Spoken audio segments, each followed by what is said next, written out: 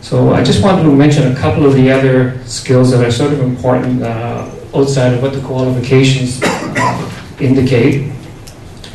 One of the vital points is that you have to be a good listener. You're on the phone a great part of your day. Sometimes the people, because of a language barrier, are hard to understand, but you still have to do your best, to grasp whatever information you can, in fairness to both sides. You have to have the ability to pay attention to detail. When you get to the job, you'll understand that is very, very important. You have to be comfortable in situations of conflict resolution, as conflict with either party or both is often encountered on the job. And one of the main things is you have to be able to leave the job at the office. You can't bring the job home with you. Right? So if you're a person that can't do that, this possibly is not the job for you. Okay, having said that, is this a job for you?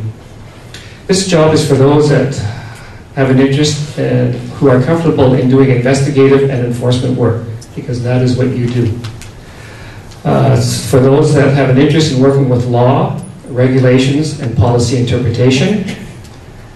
It's for those that have the ability to work both as an individual and part of a team. Now, this might sound conflicting to you, but you have to have the ability as an officer to go and ask assistance from your co-workers when it's required. And more often than not, we often confer with each other, and in groups, we seek opinions and information and recommendations from our co-workers.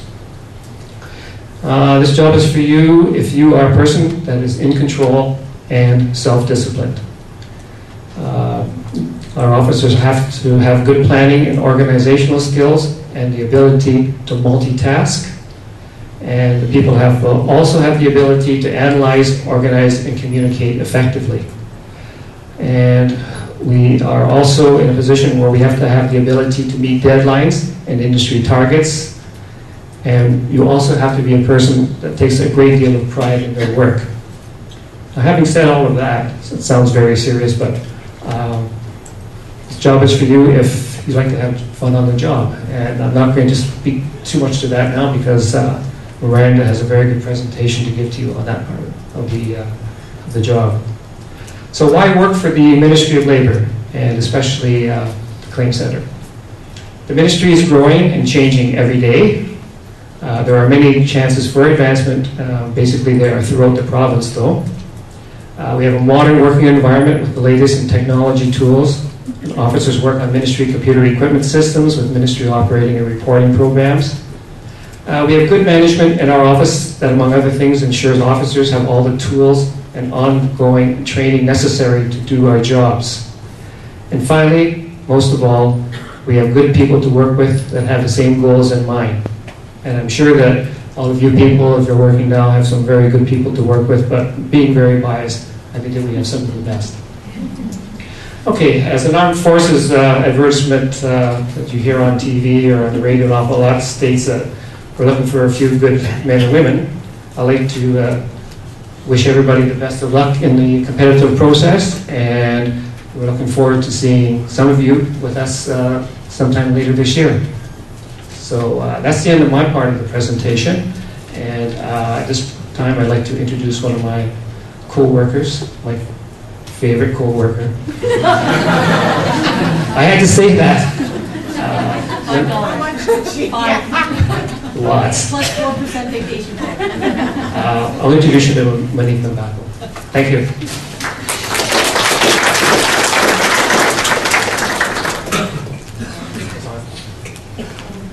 Hello? Thanks a lot, John. I love public speaking. I'm so excited to be here. I'm not at work.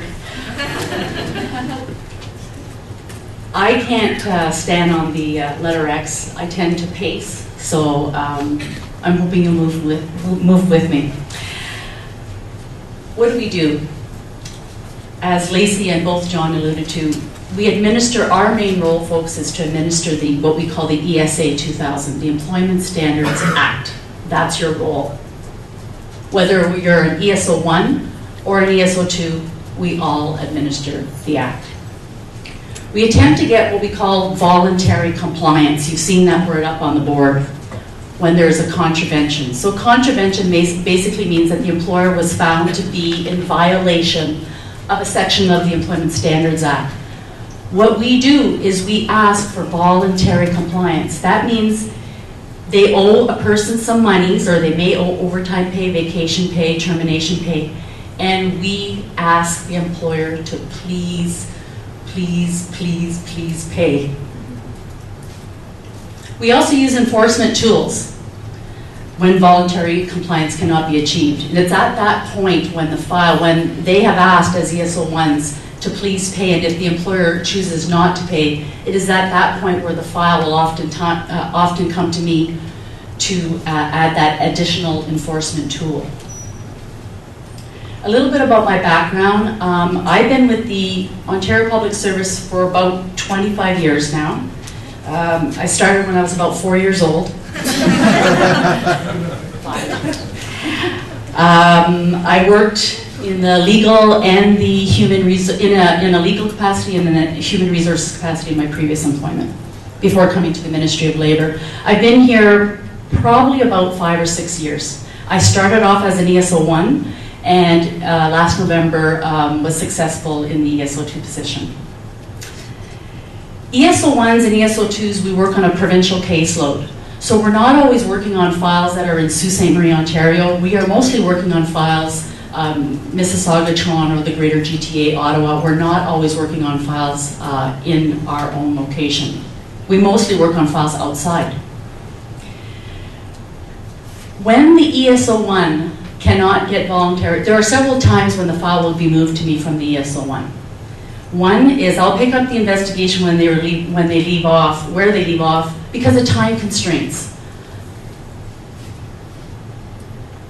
Complexity of the file. So it's not that they're not capable of dealing with those issues, but sometimes there's too many of them. And because of those time constraints, they have to move the file on. They're looking for termination pay, vacation pay. The list goes on and on and on. They have to get some basic information and then move the file on as a result of that. Failure to reach the parties. Sometimes they exhaust all efforts to reach the parties. Their notes reflect that, but they can't. They just have to move it to that next step.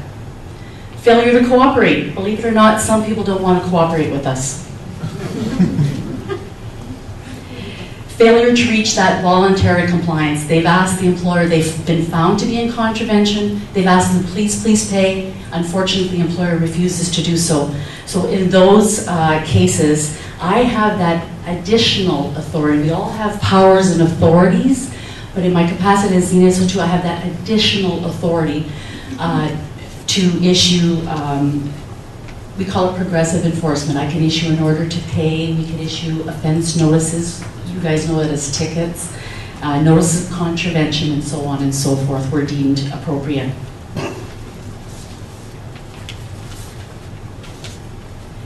I was asked, in my view, what makes a good ESO1. So when I get their files, what is it that I'm hoping for? And I have high standards, and we have great officers. A good ESO1, when your file comes to me, I'll be able to see the who, what, when, where, and why. When your file comes to me, it's going to outline the history of the allegations. What are these people looking for? I should be able to see that in your officer notes. A good note, officer note, will outline the contact information. Who did John call? Did he call the employer? Did he call the employee? Did he speak to an HR representative? Who are they? What's their title? What's their phone number? Important information. A good note will reveal documentary evidence. That's just a fancy word for paper evidence, right? Records of employment, payroll records, disciplining warrant. They're going to have all of that, or at least they're going to make that request to have all of that information in the file so that it's ready if they're unable to work on it. It's going to include statements. Who did I take statements from? Dates, times. It's going to ensure that natural justice takes place. That's such an important thing in our world.